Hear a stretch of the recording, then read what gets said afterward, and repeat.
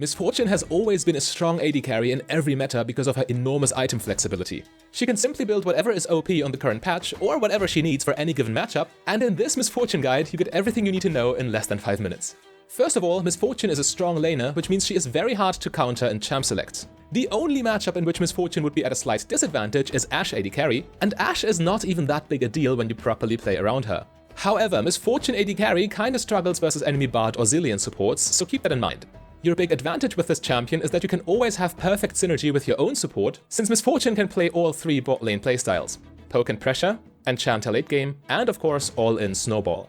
Adapting your build and playstyle to complement your support player's strengths is both very effective and lots of fun, and if you want to do this, you can always find the most recent flowchart on my Reddit profile. However, there is one MissFortune build that is so strong that you can always play it in any matchup. It is not optimal in every matchup, but it has the huge advantage of being highly consistent, easy to play, and very effective. In order to see why the build I'm going to recommend is so good, you have to know exactly how MissFortune's abilities work. MissFortune's passive grants you additional bonus damage whenever you hit a new target. At level 13, this bonus damage is equal to 100% of your total attack damage, which means your first auto attack effectively deals double damage. Yes, this is incredibly broken on paper, so MissFortune pays for this with her extremely low base attack damage stat. This means her damage is inherently front-loaded, dealing more damage in short, bursty trades, and less damage in longer duels where you cannot refresh your passive. This also means that buying more attack damage on MissFortune is highly valuable, whereas buying attack speed is rather a waste. This further gets cemented by your Q ability. MissFortune's Q is effectively just a glorified auto-attack, but its cast animation does not scale with attack speed. You maximize your damage by casting Q in between auto-attacks, getting maximum value from your total attack damage stat, while your attack speed stat almost doesn't matter at all. Oh, and yeah, it bounces. Use that in lane for free damage. MissFortune's W has 2 parts to it. Its active is an attack speed steroid, and because attack speed is more valuable the less you already have, this again means that buying additional attack speed is less valuable for you. Buying attack damage instead means you get more effective value from your W steroid. The passive movement speed on this spell is great for kiting and rotating, devaluing boots on MissFortune. Your E spell is incredibly broken and only balanced through its massive mana cost. It scales with neither attack damage nor attack speed, so this spell does not interact with your item build. Its true power is in both its good base damage and in its massive 60% AoE slow at rank 5, which perfectly sets up your ultimate.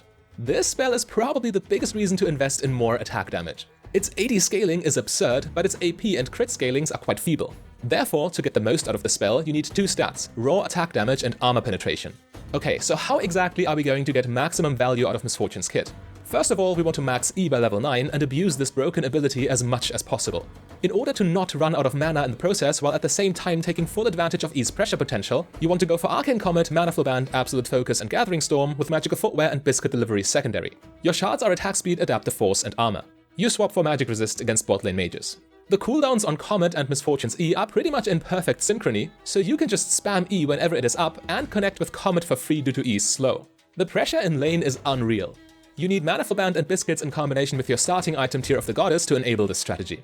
The other runes are fully focused on attack damage, your most valuable stat. The attack speed shard is here to make last hitting easier in lane, but this is personal preference.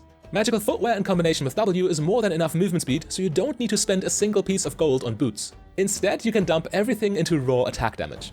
For your first item, you instantly upgrade tier into Manamune, weaponizing both Mana Flow Band and Biscuits for more AD. This item by itself will grant you more attack damage than any other item in the game ever could, giving you a huge power spike right away.